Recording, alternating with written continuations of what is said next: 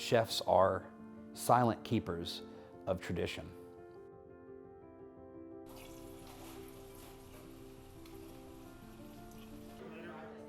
Yeah, drop it now. Yeah, drop it I mean, now. it starts off, as many stories do, fairly unremarkable. You know, kid from Texas that, you know, sort of screwed off in school, and at some point I found cooking, and at one point I just sort of said to my parents, like, you know, hey, I think I'm gonna go to be a chef and go to culinary school. After about a year and a half, I ended up moving to New York City. So we moved to the city, I started this job, and, you know, I was very up straight with them. I was like, you know, as soon as I'm able, as soon as I get a job at this restaurant called Crew, I'm gonna go take that job. And, you know, went in there, stage, went down, you know, talked to the chef de cuisine, and he was like, you know, well, we're not hiring anybody, but thank you for coming, and we really enjoyed you being here, and blah, blah, blah. And I was like, you know, but yeah, but I'm gonna work for free. And he was like, cool, you're hired. And I showed up the next day, and like somebody quit, and he looked at me and he's like, all right, we're gonna start paying you now. And so I started working there. I started learning so much, and I literally got beat down, you know, and just became a monster cook.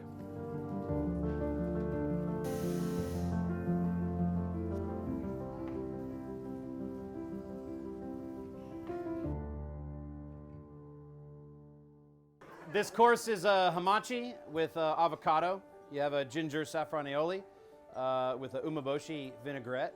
And then you have a foam of cucumber, celery,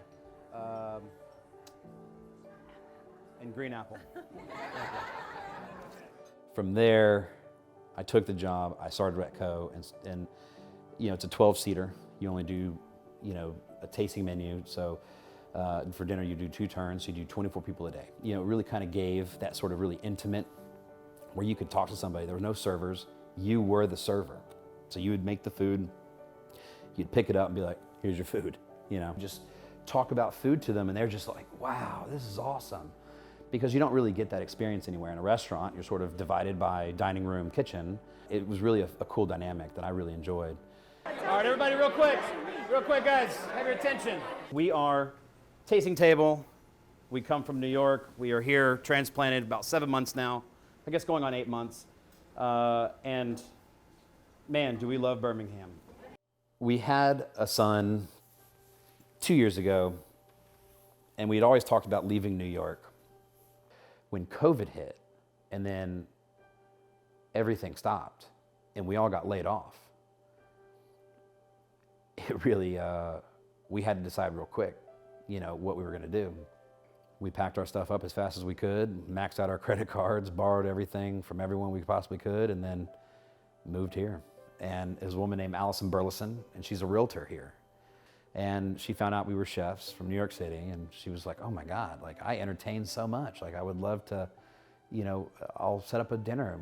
Y'all be interested in doing something like that? We're like, yeah, okay, sure, why not? We ended up doing it, and she did 2 back-to-back. Everyone just loved it. And it was like, you know, y'all should do like a supper club. And I'm like, well, maybe we should. And it just sort of snowballed. So to sum up Tasting Table and what it is it really boils down to hospitality. Life in the kitchen is relentless. You know, it's a culmination of 6 days of effort to make that food and experience happen on that Saturday. Make no mistake, the business that we're in and the energy that we exert is for one purpose only, is a memory. That one memory that will be locked into your mind forever. That is our goal.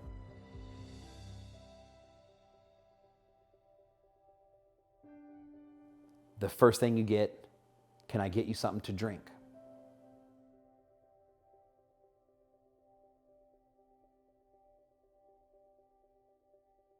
You socialize, you enjoy some libation, and then the next step would be, come sit down and we will enjoy a meal together.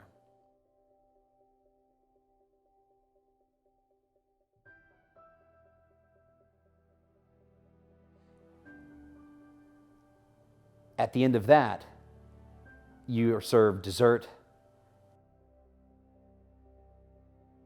you enjoy coffee, and you exchange even more stories into the twilight. If you can sort of imagine what that looks like and feels like, that is exactly what Tasting Table is.